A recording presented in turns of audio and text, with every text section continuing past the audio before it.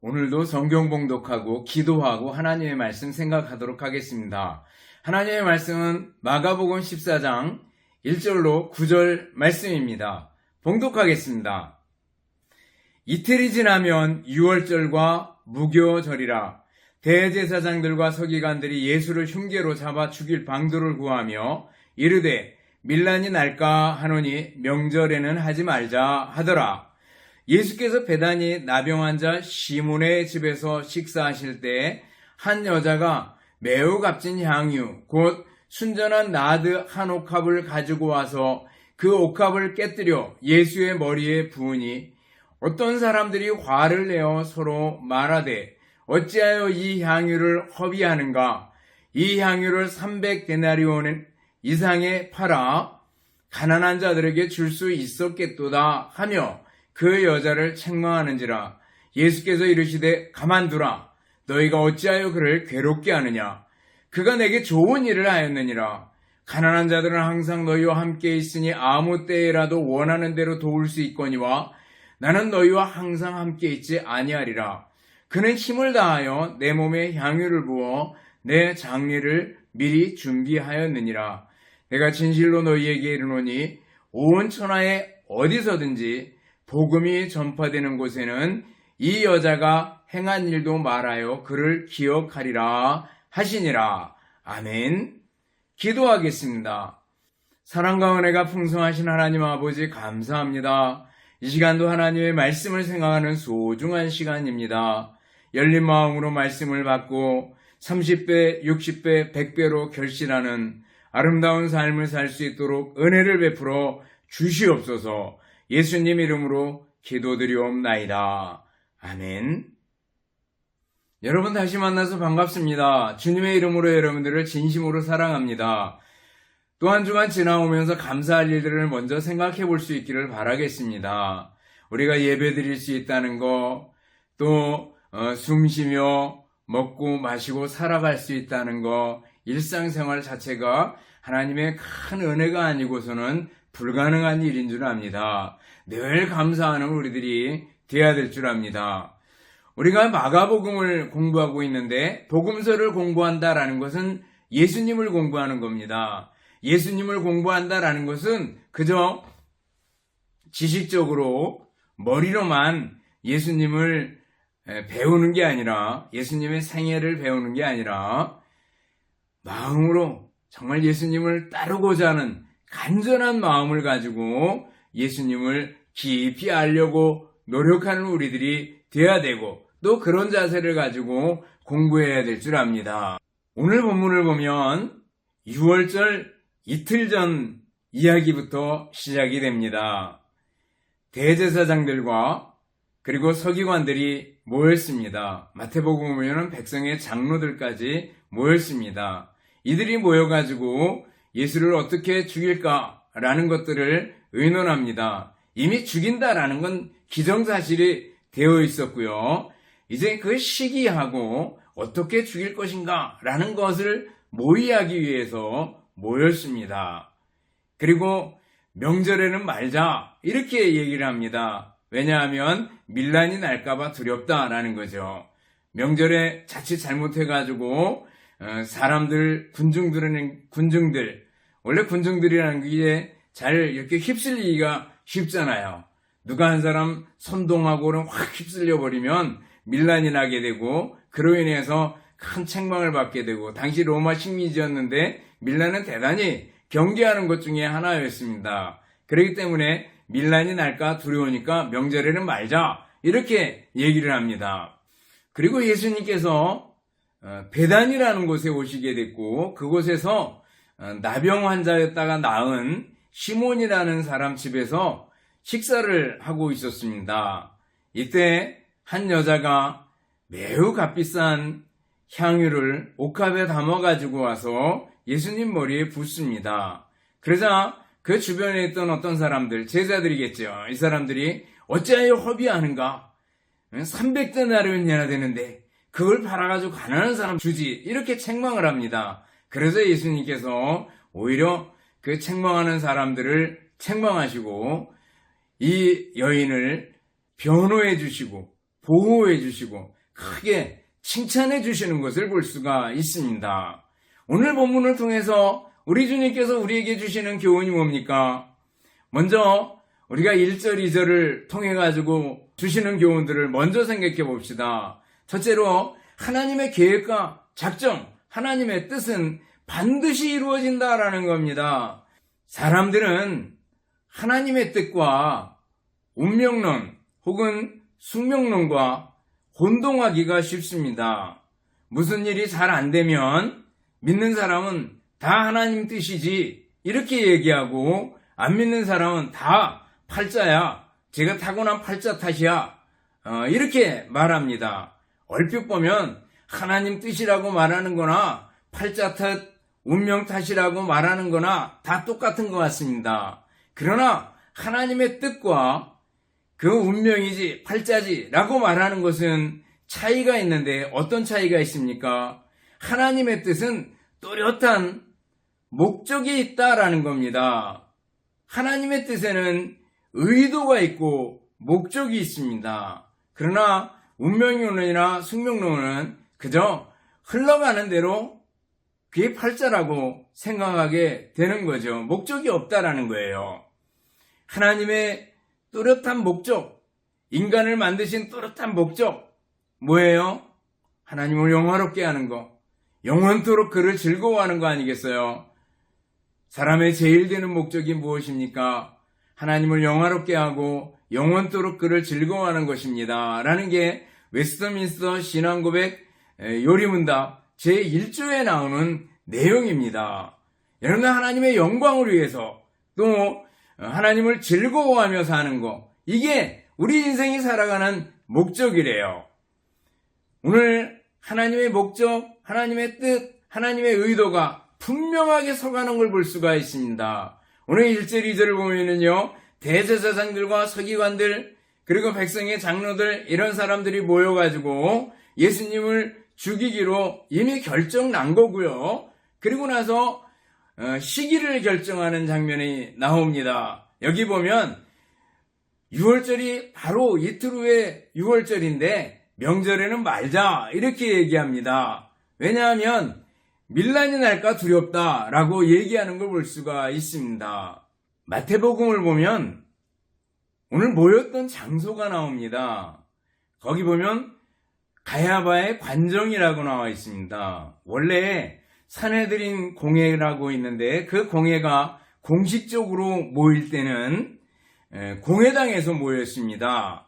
가지트라는 그 성전 남쪽에 있는 공회당에 있었는데 거기서 모였습니다. 그러나 지금 대제사장의 관정, 가야바의 집 안뜰에서 비공식적으로 모였습니다. 왜요? 음모를 꾸미기 위해서요. 모였다라는 거죠. 예수를 죽이기 위한 음모를 꾸미기 위해서 비공식적인 장소에서 모이고 있는 걸 볼 수가 있습니다. 또 대제사장 가야바는 어떤 사람입니까? 사실은 정직을 모르는 사람입니다.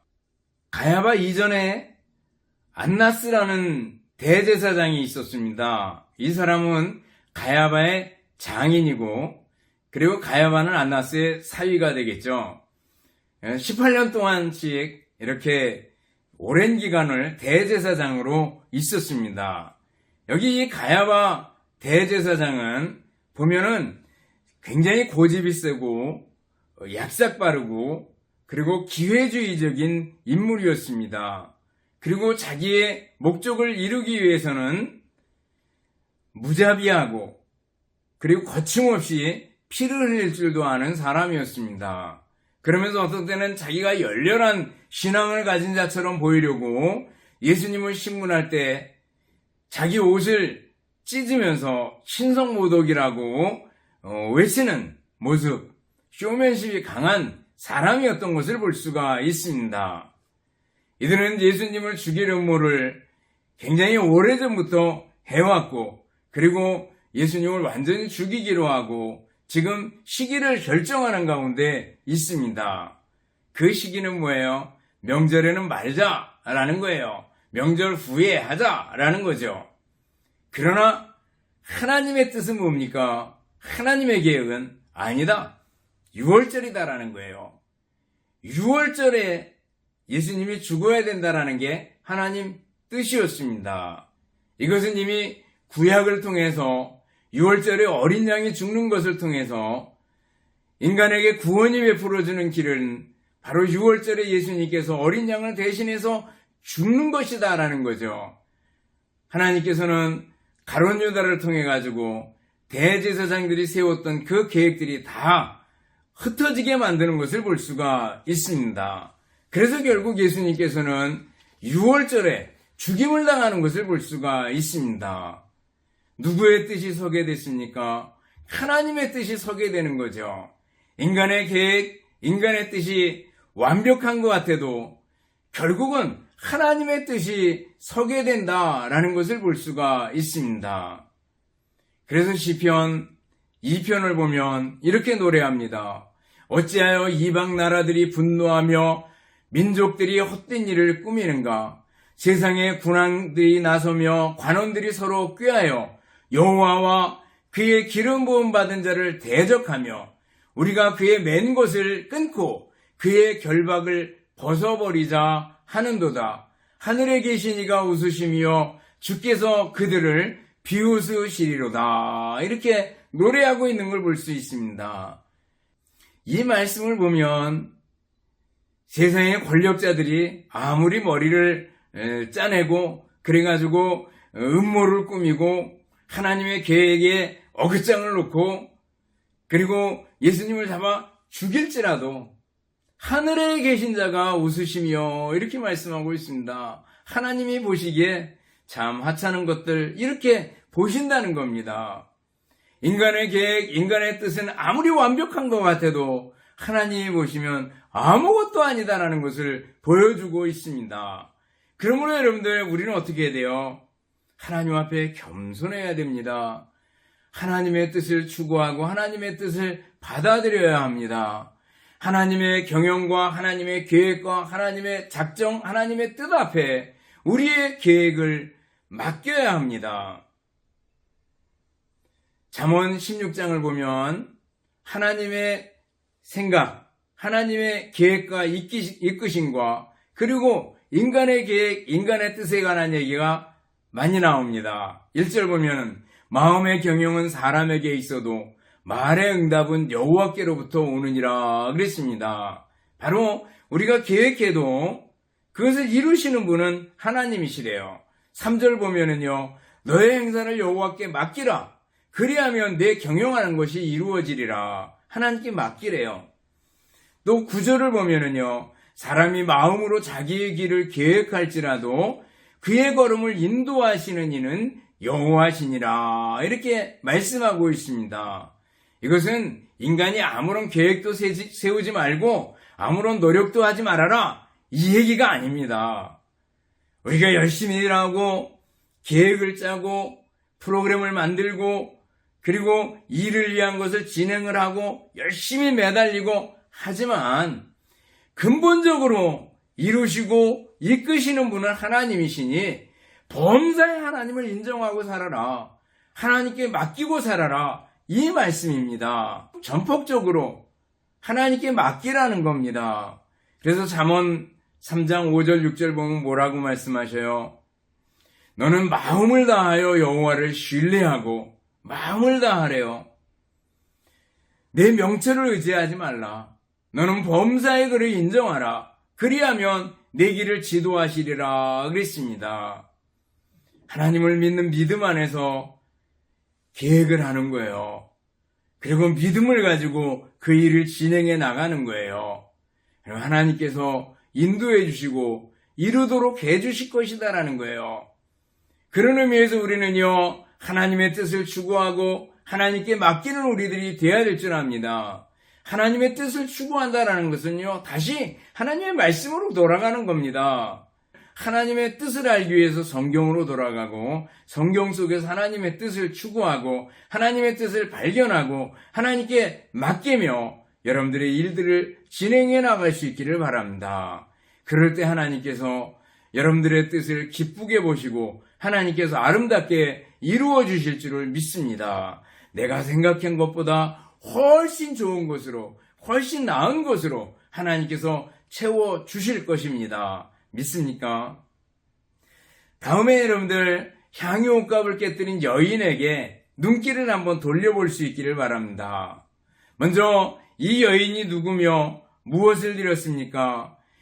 3절을 보세요. 거기 보면 상반절에 여호와께서 베다니 나병 환자 시몬의 집에서 식사하실 때에 한 여자가 이렇게 얘기합니다. 여기 한 여자가 누구냐? 요한복음을 보면은요, 바로 나사로의 동생, 마르다의 동생 마리아였던 것을 알 수가 있습니다. 베다니는 바로 나사로와 마르다와 마리아가 함께 살던 집이 있는 곳이 바로 베다니였거든요. 그 가까운 곳에서 예수님이 왔다는 소식을 듣고 아주 값비싼 향유옥합을 준비해가지고 오는 것을 볼 수가 있습니다. 여기 한 여자는 바로 마리아다라는 걸 생각할 수 있기 바라고요. 그리고 중간에 보면 3절 중반에 보면 매우 값진 향유 곧 순전한 나드 한 옥합을 가지고 와서 이렇게 얘기합니다. 여기 향유는 값어치가 300데나리온이나 됩니다. 300데나리온은요 1데나리온이 남자 하루의 일당입니다. 그래서 300일은요 쉬는 날 빼면 1년치 연봉입니다. 그래서 당시에 수고처럼 쓰였다 그래요. 300데나리온 그러면 1년 연봉이구나 이렇게 이해할 수 있었다고 얘기를 합니다. 1년치 연봉이나 되는 그 값어치가 있는 향유를 쏟아 부어버리다니 이렇게 생각했던 거 아니겠어요? 또 여기 향유는요 매우 값비싼 향유인데 히말라야산 특별한 나무 뿌리에서 나는 추출물로 만든 비싼 수입품이라고 얘기를 합니다. 지금도 어쩌면 수입품들은 비싼데 아주 고가 명품들은 굉장히 비싸지 않습니까? 그런 것들을 생각하면 됩니다. 아주 값비싼 겁니다. 그리고 여기 옥합이라고 나온 것은 결이 곱고 훌륭한 석고로 만든 흰색 단지인데 매우 정교한 색이 칠해져 있다고 얘기를 합니다. 그리고 여기 보면은요 1절 하반절에 보면 그 옥합을 깨뜨려 예수의 머리에 부으니 그랬습니다. 요한은 발에 부은 것으로 얘기를 합니다. 근데 그들의 식사를 생각해 보면 쉽습니다. 식사를 할 때 이렇게 비스듬히 누워서 식사를 했거든요. 그렇기 때문에 그 향유는요 머리에서부터 발까지 온몸에 부어도 남을 수 있는 만큼의 양이었다 이렇게 생각하면 될 겁니다. 예수님 뒤에 와서 머리에서부터 발끝까지 이렇게 향유를 부었다라고 생각하면 될 겁니다. 그러면은 중요한 것은 이 여인이 예수님께 향유를 부은 이유가 무엇일까라는 거예요. 하나는요 예수님을 사랑했기 때문입니다. 여러분들 사랑의 힘은 대단히 강한 거 아니겠어요? 여러분들 사랑하는 사람을 위해서 어떠한 희생이라도 감수하고 감행하는 것을 볼 수가 있습니다. 어버이날이 되면 어머니의 사랑을 자주 얘기합니다. 엄마가 자식들을 위해서 희생하는 거 뭐 얼마나 강한지 모릅니다. 또 남녀간에도 또 부부간에도 사랑의 힘은 대단히 강한 걸 볼 수 있습니다. 전에 일반 교회에서 목회할 때 교회에서 문화센터를 운영한 적이 있습니다. 저희 집사람이 서예를 하니까 서예를 가르쳐 줬어요. 근데 그 중에 우리 여자 청년이 요즘은 나이가 많은 사람이 굉장히 많지만 그때만 해도 30대 중반이면 굉장히 노처녀라 그랬습니다. 30대 중반이 된 노처녀가 이렇게 글씨를 배우러 왔습니다. 근데 이분이 하루는 오면서 이렇게 입을 가리고 왔어요. 그래서 사람들이 다 궁금해했죠. 왜 입을 가리고 왔냐고. 그랬더니 나중에 누가 쿡쿡대면서 얘기를 해주더라고요. 이를 다 뽑았어요. 이를 앞니를 4개나 뽑았어요. 오늘 깜짝 놀라가지고 왜 이를 다 뽑았어요? 다쳤어요? 그러니까 아니요. 그 이유가 있어요. 그건 뭔가 하면은요. 새로 요즘에 남자를 만났는데 그 남자분이 그 이빨만 좀 이쁘면 다른데 흠잡을 데가 없는데 그랬다는 거예요. 그래가지고 이를 4개나 몽창 앞니를 갈기 위해 가지고 뽑았다는 거예요.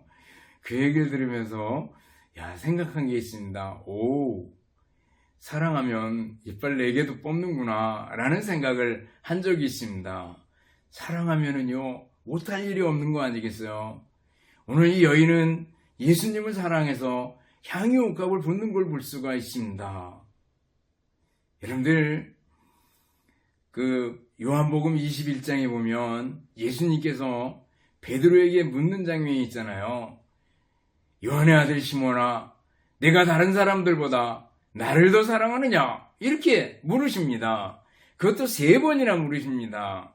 예수님을 3번이나 모른다고 하고 도망갔던 베드로인데, 부인했던 베드로인데, 그 베드로를 향해서 내가 나를 사랑하느냐? 내가 나를 사랑하느냐? 내가 나를 사랑하느냐? 3번이나 물으셔요. 회복시켜주는 거죠. 동시에 뭐예요? 정말 예수님을 사랑하는가를 확인하는 겁니다. 예수님을 사랑한다면 뭐예요? 어떤 일이든지 할 수 있다라는 거예요. 그렇기 때문에 내가 나를 사랑하느냐? 예, 주님, 내가 주님 사랑하는 줄 주님께서 아십니다. 내 어린 양을 먹여라. 내 양을 먹여라. 내 양을 쳐라. 말씀하시는 거 아니겠어요? 여러분들, 예수님 사랑하는 걸 확인한 다음에 예수님께서 일을 맡기셔요. 여러분들, 주님을 위해서 큰 일을 하고 싶습니까? 먼저 주님을 사랑할 수 있기를 바랍니다. 주님을 위해서 봉사하고 싶습니까? 먼저 주님을 사랑할 수 있기를 바랍니다.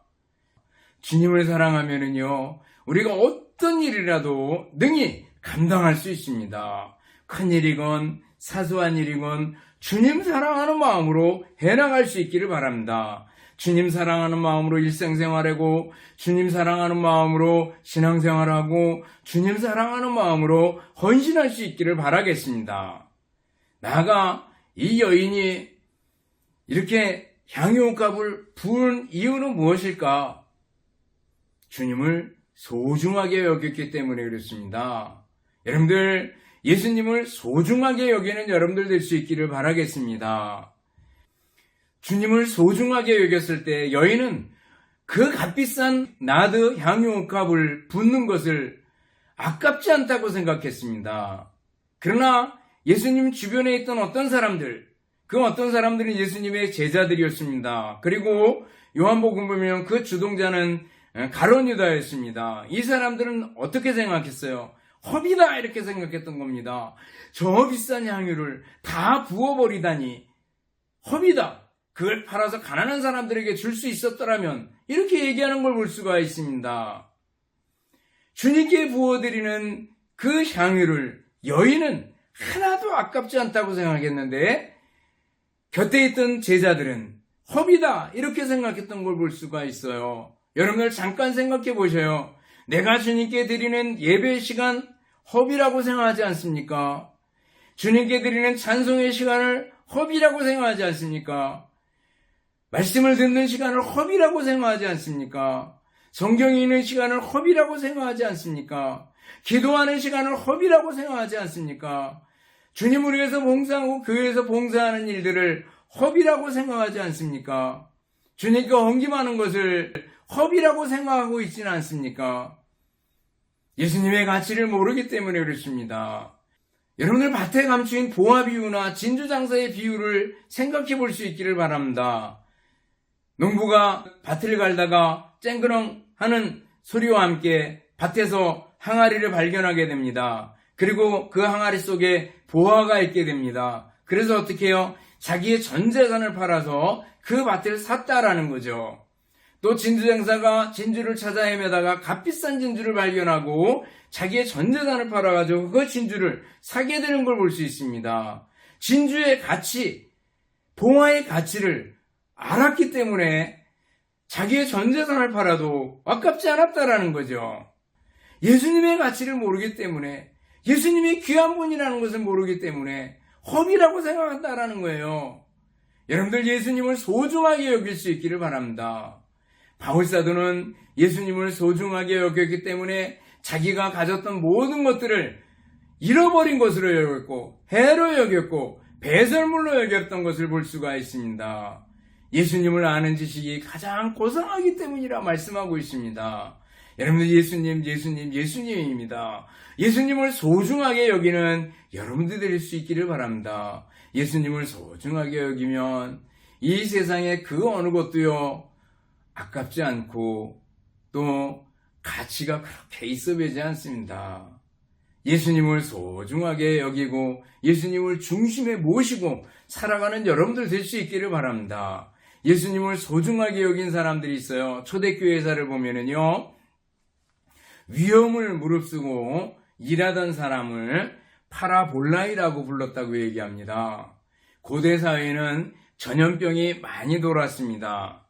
그리고 전염병 때문에 사람들이 그 동네를 떠나고 버려서 산속으로 들어가서 살기도 하고 이러곤 했습니다. 근데 이 파라볼라이라고 불리는 사람들은 오히려 전염병이 든 지역으로 찾아 들어갔습니다.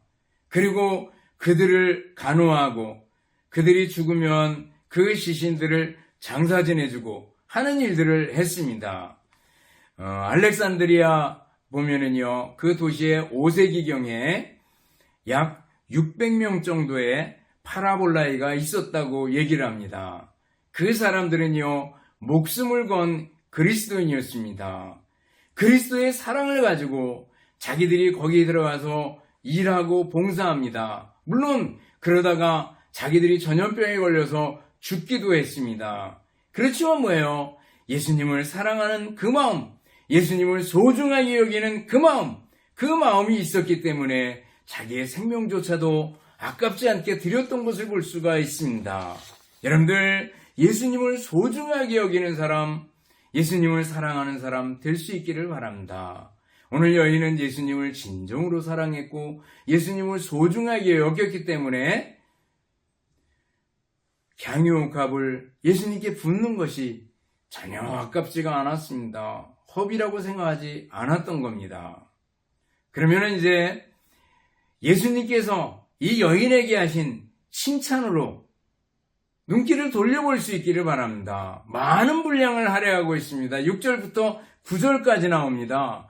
예수님께서 이르시되 가만두라, 너희가 어찌하여 그를 괴롭게 하느냐, 그가 내게 좋은 일을 하였느니라. 가만두라, 괴롭게 하지 말라. 여인을 변호해 주시고 여인을 보호해 주시는 걸 볼 수 있습니다. 그리고 내게 좋은 일을 했다, 칭찬해 주시는 것을 볼 수가 있습니다. 가난한 자들은 항상 너희와 함께 있으니 아무 때라도 원하는 대로 도울 수 있거니와 나는 너희와 항상 함께 있지 아니하리라. 그는 힘을 다하여 내 몸에 향유를 부어 내 장례를 미리 준비하였느니라. 내가 진실로 너희에게 이르노니 온 천하에 어디서든지 복음이 전파되는 곳에는 이 여자의 행한 일도 말하여 그를 기억하리라. 이렇게 크게 칭찬해 주시는 것을 볼 수가 있습니다. 여러분들, 주님 사랑하고 주님 소중히 여기며 주님 위해 헌신하고 주님 위해 일하면은요, 주님께서 보호해 주시고 안전한 피난처가 되어 주시고 또 칭찬도 아끼지 아니하실 것이다라는 걸 믿으시기 바랍니다. 예수님은 나의 피난처시고 나의 안식처가 되시고 다윗의 표현처럼 나의 산성이시오, 나의 요새시오, 나의 방패가 되신 바로 예수님이십니다.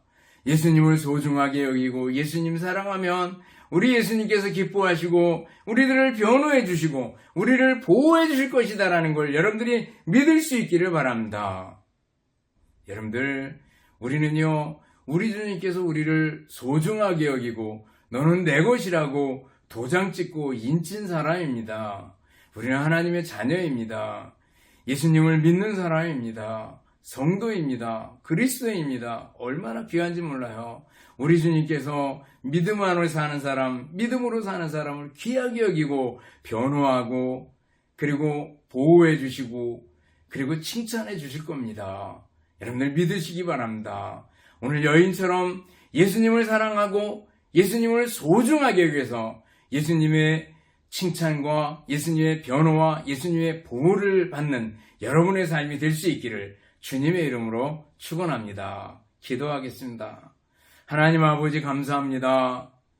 오늘 여인의 헌신을 보면서 우리들도 예수님을 사랑하고 예수님을 소중하게 여기는 삶을 살게 하여 주옵소서. 그래서 예수님의 변호와 예수님의 칭찬과 예수님의 보호 속에 살아가는 저희들이 되게 하여 주시옵소서. 감사드리오며 예수님 이름으로 기도드리옵나이다. 아멘. 축도하겠습니다. 이제는 우리 주님 예수 그리스도의 은혜와 하나님 아버지의 극진하신 사랑하심과 성령님의 교통하시며 인도하심이 함께 모여 예배드리며 말씀 듣고 말씀대로 살기를 원하는 우리 모든 성도들 머리머리 위에와 가정들 위에 주님의 몸된 교회와 우리나라 민족 위에 이제부터 영원토록 함께 있을지어다. 아멘.